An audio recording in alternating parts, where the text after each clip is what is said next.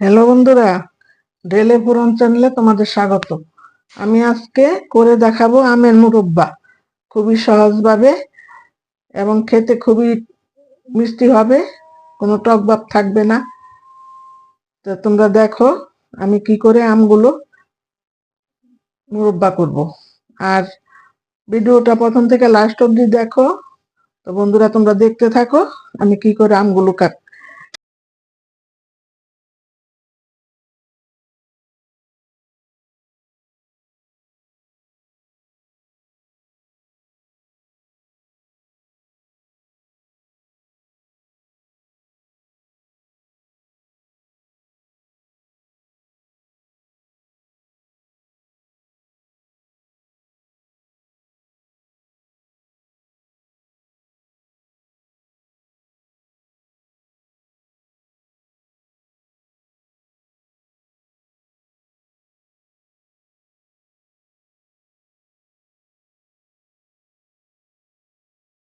Hello বন্ধুরা, দেখো আমি এই যে 25 মিনিটের মতো চুন জলে ভিজিয়ে রেখেছিলাম।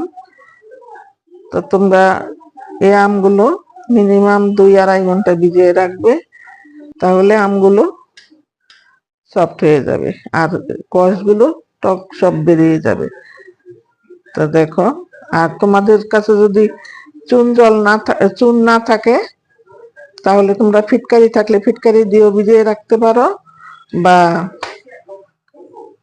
চুন ফিটকারি যদি দুটোই না থাকে তাহলে বেশি করে নুন দিয়ে সেই জলে ভিজিয়ে রাখতে পারো, তাহলেই আমগুলো সফট হয়ে যাবে আর খুলে যাওয়ার ভয় থাকবে না। দেখো আমি এবার 4-5 বার আমি পরিষ্কার জলের মধ্যে ভালো করে চিপটে চিপটে ধুয়ে নেব।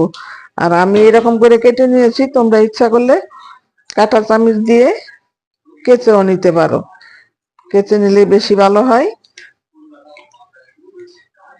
এইবার আমি এইভাবে 4-5 বার জল পাল্টে পাল্টে ধুয়ে নিব। আমগুলো আমি দেখো 4-5 বার ভালো করে জল দিয়ে ধুয়ে নিয়েছি, পরিষ্কার জল দিয়ে। এবার আমি চিপটিয়ে চিপটিয়ে আরেকটা বাটির মধ্যে আমি তুলে নেব।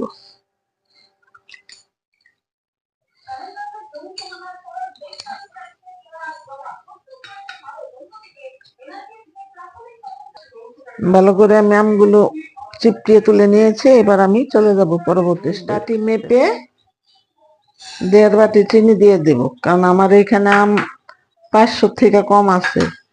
আর তোমাদের আমি চিনির মাপটা বলে দিচ্ছি, 1 কিলো আম 1 কিলো চিনি লাগবে। আমার যেহেতু 500 কম আছে সেই জন্য আমি একটু কম নিচ্ছি, আর হাফ কাপ চিনি দিয়ে দিলাম। এবার আমি দিয়ে দেব জল, এই বাটি মেপে 1 বাটি জল দিয়ে দিব। আর তোমরা যদি বাটি মেপে নাও 2 বাটি চিনিতে 1 বাটি জল দেবে, তাহলেই হবে। এই পর্যায়ে দিয়ে দেব আমি 2 টুকরো দারচিনি আর একটা এলাচ, কারণ বেশি দেব না, বেশি দিলে কিন্তু আমের ফ্লেভারটাই থাকবে না। বলক আসা পর্যন্ত আমি অপেক্ষা করব।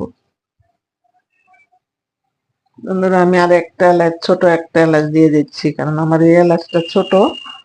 তোমরা যদি বড় এলাচ হয় একটাই দিয়ে দেবে। এবার আমি আমগুলো দিয়ে দেব।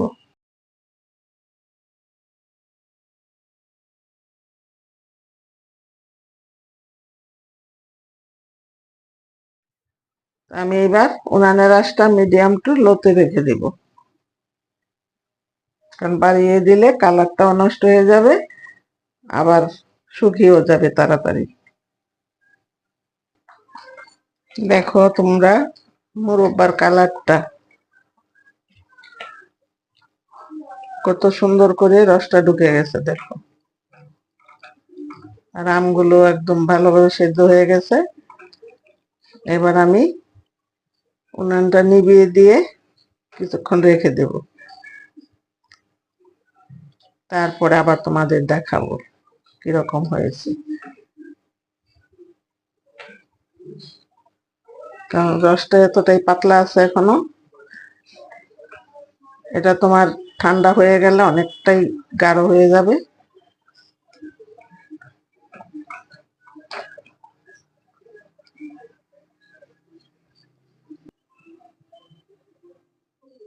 দেখো রেডি হয়ে গেল আমার খুবই সহজভাবে লোভনীয় আমের মুরব্বা। আমি তোমাদের এবার বেড়ে দেখাচ্ছি।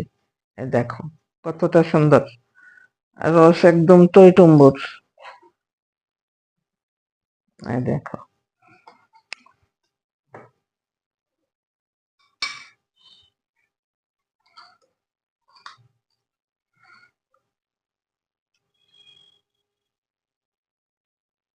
আর দেখতে এতটাই লোভনীয় হয়েছে, মানে যে কেউ দেখলেই খেয়ে নেবে।